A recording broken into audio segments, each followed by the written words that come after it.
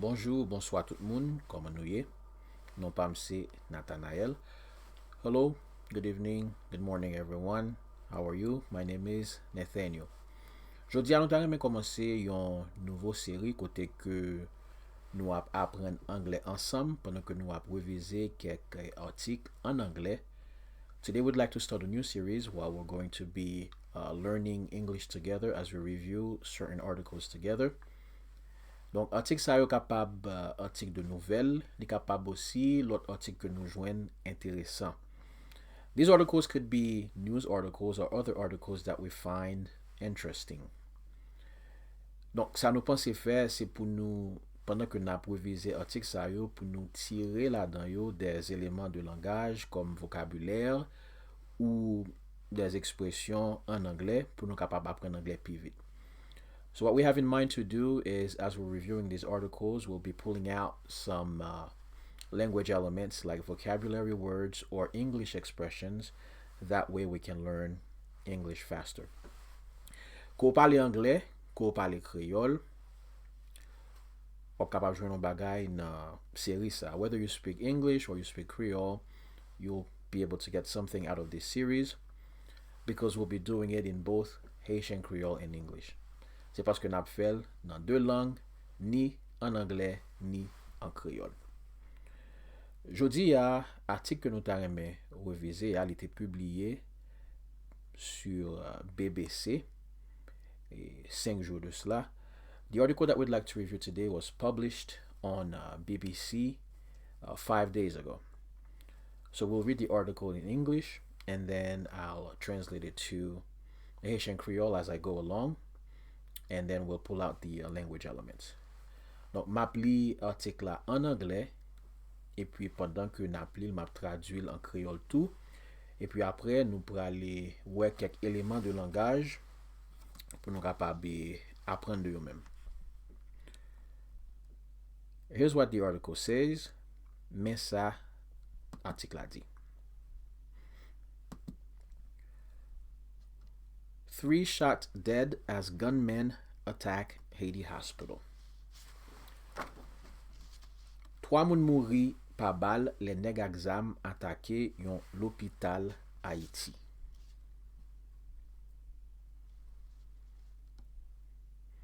At least 3 people died when armed men in Haiti opened fire at journalists, police, and medical staff during a briefing to announce the reopening of the country's biggest public hospital. Au moins 3 moun te mouri le neg aksam en Haïti te ouvri kou d'zam sou journaliste, la police ak personnel médical pendant yon bref pour la presse pour annoncer yo pral relouvri pi gros l'hôpital public pays ya. 2 journalists and a police officer were reportedly shot dead, while others were wounded in Tuesday's attack in the General Hospital in the capital, Port-au-Prince. Yo rapote yo touye des journalistes ak yon policier ak bal pendant que l'autre moun te blessé nan attaque sa mardi ya nan l'hôpital général nan capital la, Port-au-Prince. The site had been recaptured by Haiti's government in July after being occupied and destroyed by gangs. Gouvernement haïtien te repren sit la en juillet après gang yo te fin occupel et détruil. The Vive Ensemble gang alliance, which controls much of the city, has owned up to the attack. Alliance gang Vive Ensemble, qui kontrole yon gros parti nan ville la, revendike attaque la. Pictures posted online appear to show several people injured or dead inside the building. Quelques photos yo affiché sous internet semble montrer plusieurs moun qui blessé ou soit qui mouri en dedans building nan. Journalists were waiting for the arrival of Health Minister Lord Blema when the shooting began. Journalist yo tapton ministre santé ya Lord Blema rive les coups de balle yo te commencé. Journalists Mackenzie Natou and Jimmy Jean were killed during the attack, Robest Dimanche, spokesman for the online media collective, told AFP news agency. Journalist Mackenzie Natou ak Jimmy Jean te mouri pendant attaque là. C'est ça Robest Dimanche, porte-parole online media collective, te dit agence nouvelle AFP. It felt like a no, here. Other journalists were wounded, he added. Te gen lot journalist ki blessé, li ajoute. An officer was also killed, police spokesman Lionel Lazare told AFP. Yon officier te mouri tou. Porte-parole la police la, Lionel Lazare te dit AFP. It felt like a terrible movie. Diogo André, a photojournalist who witnessed the violence, was quoted as saying by the Haitian Times. C'était un coup yon film terrible, Diogo André, yon photojournaliste qui était témoin violence la te dit Haitian Times. I have the blood of several injured journalists on my clothes. Mwen gen san plizye journaliste blessé sou rad mwen. In an online video claiming the attack, the Viva Sam Gang Alliance said it had not authorized the reopening of the hospital, which they occupied and destroyed in March. Nan yon video sou internet ki reklame responsabilite pou atak la, gang Viva Sam te di ki li pa te autorize pou l'hôpital la ki li te okipe e detwi nan mwa mas la relouvri. The head of Haiti's Presidential Transitional Council, Leslie Voltaire, said, "We express our sympathy to all the victims' families, in particular to the Haiti National Police and all the journalists' associations." Chef conseil présidentiel transition en Haïti, Leslie Voltaire, dit, "Nous exprimer sympathie nous ak toute famille victime yo, sitou ak Police nationale d'Haïti ak toute association journaliste yo. We guarantee them that this act will not remain without consequences." Nou garanti yo ke zak sa pa pral rete sans conséquence.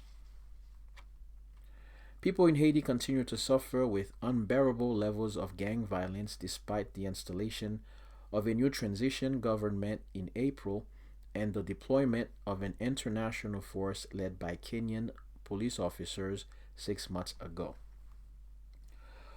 Population haïtien continue à souffrir en bas un niveau insupportable dans violence gang malgré installation yon nouveau gouvernement transition en avril ak déploiement yon force internationale police Kenya a dirigé sa gen 6 mois. Haiti has been engulfed in a wave of gang violence since the assassination in 2021 of the then President Jovenel Moïse. Haïti te englouti nan yon vague violence depuis 2021. Lè te assassiné président Jovenel Moïse. An estimated 85% of Port-au-Prince is still under gang control. Yo estimé 85% nan Port-au-Prince toujou en bas contrôle gang.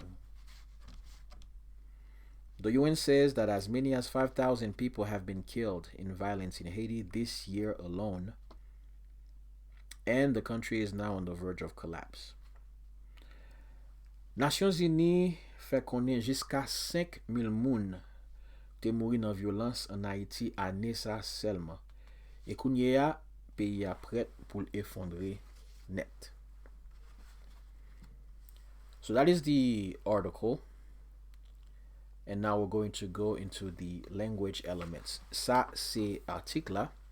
Et qu'on y a nous pas l'entrée dans l'élément de langage que nous voulons tirer dans l'article là. So to begin with, we're going to look at this expression, we could say. Donc, pour commencer, nous allons regarder l'expression ça, at least. At least. Donc, traduction at least là, the translation of at least in Haitian Creole is au moins, at least. And of course, there are other ways we can say at least. Gen l'autre façon ou capable di at least. Ou capable di no less than. If we were to, si nou tap traduit ça exactement, nou tap di pou pipiti. Donc, nap fel nan exemple. Nan exemple nou te li a, nou di, in the example we read, we said, at least 3 people died when armed men in Haiti opened fire at journalists. Donc, au moins 3 moun mouri, les nèg ak zam te louvri bal sur journaliste en Haiti. We can also say, no less than 3 people died when armed men in Haiti. Nou kapab di, pou pipiti, 3 moun mouri lorsque nèg ak zam, etc. Donc, at least, c'est au moins, ou bien nou kapab di tout, pou pipiti. No less than, and at least, c'est même bagay la, okay? At least, no less than. We can also say, nou kapab di aussi, yon minimum. A minimum in English, okay? A minimum of 3 people died when armed men in Haiti opened fire. Donc, yon minimum de 3 moun mouri lorsque nèg ak zam te ouvri, te tiré en Haïti. Donc, ce journaliste en Haïti. So, at least, we could say no less than, or we could say a minimum. At least, au moins, no less than, pou pipiti, minimum, yon minimum. Right, let me see if I can pull up the, okay. I'm going to write it on the board so you can have it. Mpa l'écrire sous tableau, pour nou kapab wè li. Okay. Nou genyen at least.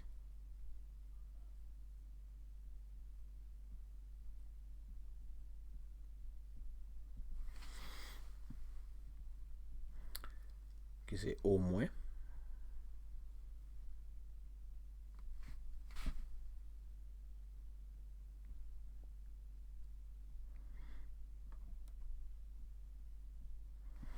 Okay, at least, au moins. Nou kapab di tou, we can also say no less than. Okay, you say pou pipiti.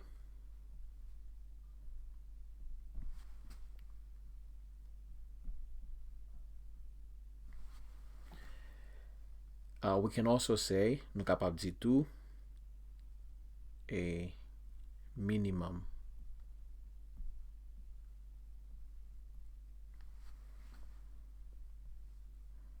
Yon mi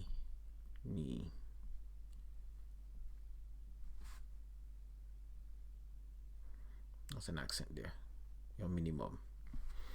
Okay, so these are 3 ways we can say the same thing. Ça c'est 3 façons nous capable di même bagay la. Nous ka di at least, nous capable di no less than, nous capable di a minimum. So we could say at least, which is au moins, no less than, just pou pipiti, and a minimum, which is yon minimum. Alright, so we'll erase this and we will look at the next language element. Nou pral efase sa pou nou gade prochain élément de langage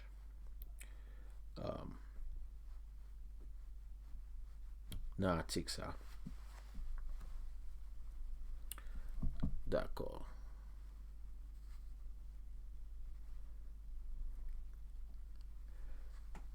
Okay, our next language element is vocabulary. Prochain élément de langage là, c'est vocabulaire. So there is a word or two words that are used in the article that means the same thing. Gen deux mots yo servi avel nan, yo utilize nan artik la ki ve di men bagay. Donc nou genyen mot sa injured. We have this word injured. Et nou genyen mot sa wounded. Ban mwen retire tablo apon nou kapab wè. Donc c'est mot sa, c'est wounded et injured. Deux mots sa yo vle di men bagay la. Yo vle di blessé. These two words mean the same thing. They mean to be hurt, to be wounded, to be injured. In Haitian Creole, we would say blessé. So we have wounded and we have injured. That means blessé. So let me write that on the board.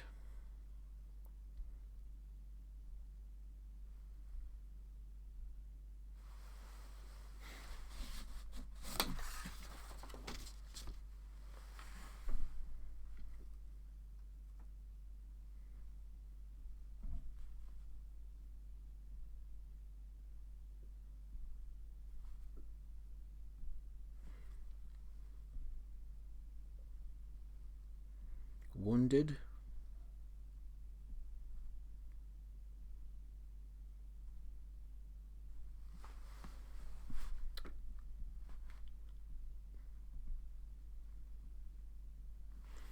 and injured.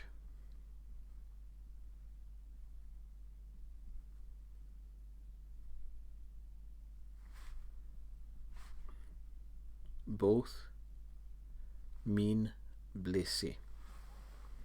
So whether you say wounded or you say injured, the word in Haitian Creole that we would use is blessé. Quick difference. So when you say someone is injured, l'autre dit yon moun blessé, l'autre servi avec mot sa, injured, li plus nan yon sens general. It's more in a general sense. Okay? And when you say wounded, l'autre dit wounded, le plus souvent, li vle di yon blessure nan peau ki pa vreman profond. Usually, it has to do with a skin level hurt that's not very deep. Okay? So you could say, but if you want to say something in general, mais sou vle di yon bagay en general, ou met servi avec mot sa, ki vle di mot sa injured, ki vle di blessé. Donc, quelques exemples, nou kapab di, are you injured? Esko blessé? Or are you wounded? It's another way of saying that. But son l'autre façon capable de dire, mais c'est plus pour blessure au niveau de la peau. Okay? Est-ce que blessé? Are you injured? So, are you injured?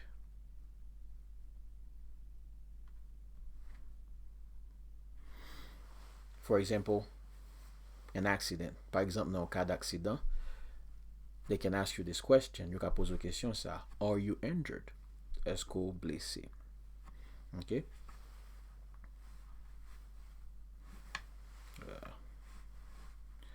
So in Creole, you could say, to make it short, ou blessé.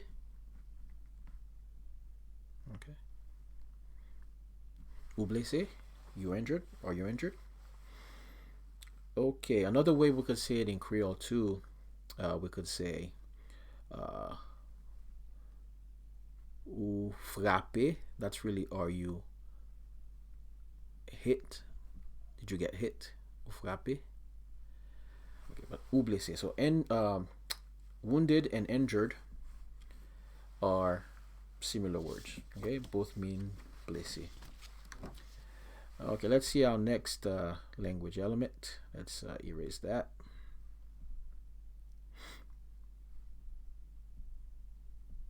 Erase.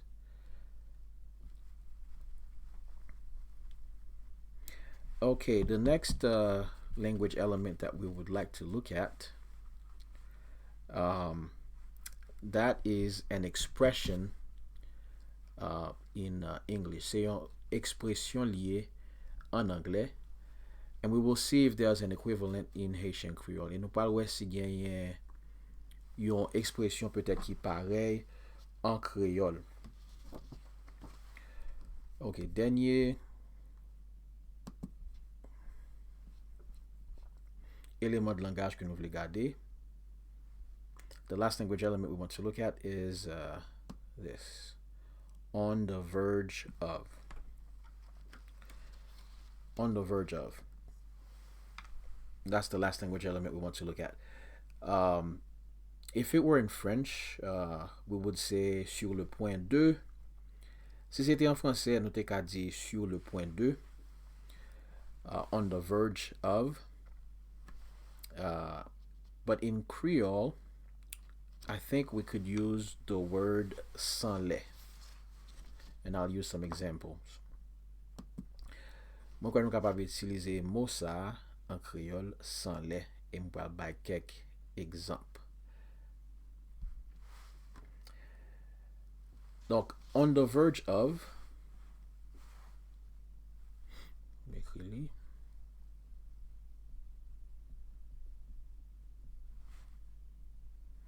on the verge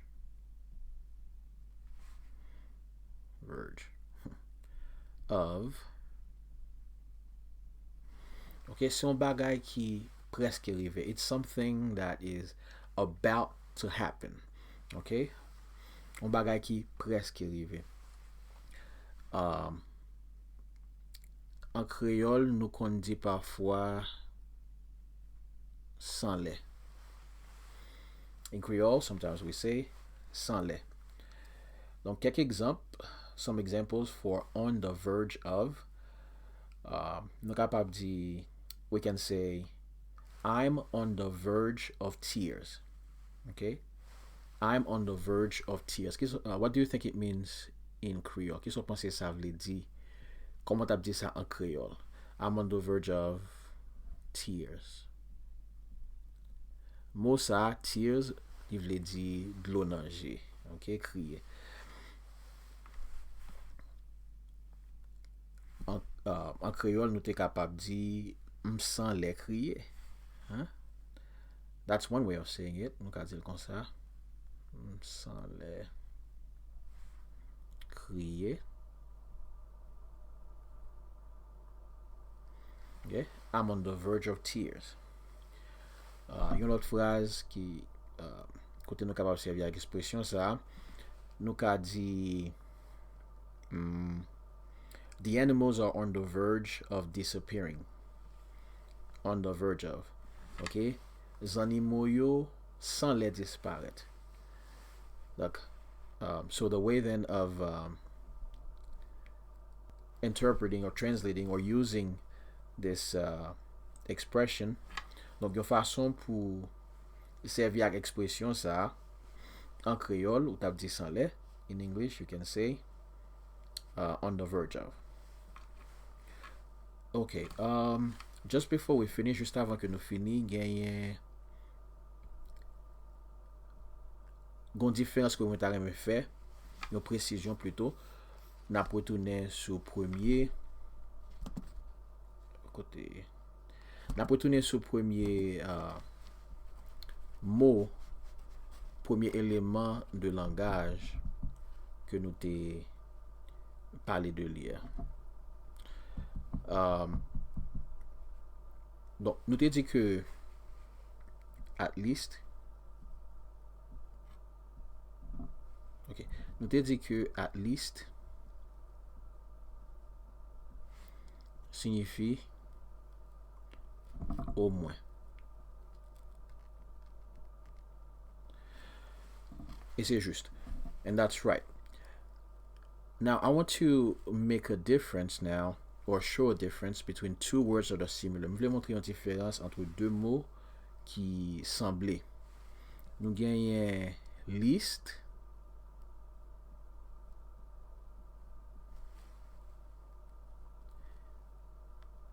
qui vle di PPT.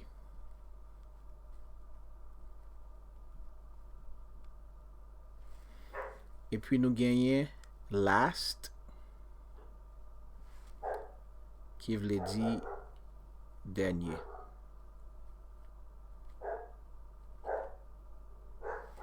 OK?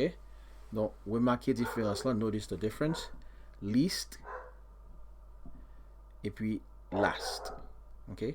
Least qui signifie PPT. Least, which means PPT. And last, which means dernier. OK? Donc, si moi dis at least, il signifie au moins. Mais si moi dis at last, il signifie en dernier lieu ou bien finalement. OK? Finalement,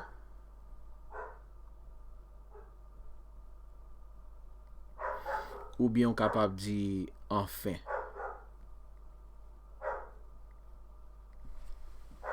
D'accord. Donc, un exemple pour at last là. Si dit I'm free at last, moi libre enfin. OK? Ça veut dire finalement ou libre. Mais si dit at least I'm free, ça veut dire au moins moi libre. Donc, c'est deux pensées différentes. Two different ideas, mais avec des mots qui semblent, but with words that are similar. Least signifie PPT et last signifie dernier. Si dit at least I'm free, ça veut dire au moins moi libre, mais si dit at last I'm free, ça veut dire finalement ou bien enfin moi libre. Okay, that was all for our elements, our language elements. C'était tout pour éléments de langage nous. Donc, faites-moi connaître dans le commentaire là si nous avons l'autre exemple. Côté nous capable servir avec mots vocabulaire. So let me know in the comments if you have other ways, other sentences you can use with these language elements. Nous allons finir là. Une expression anglais qui servit avec mots vocabulaire ça yo. We're about to stop here, but there's an English expression that uses these vocabulary words. And that expression is last but not least. Last but not least.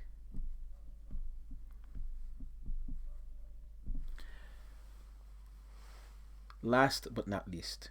En dernier lieu, mais c'est pas parce que li moins important pour autant.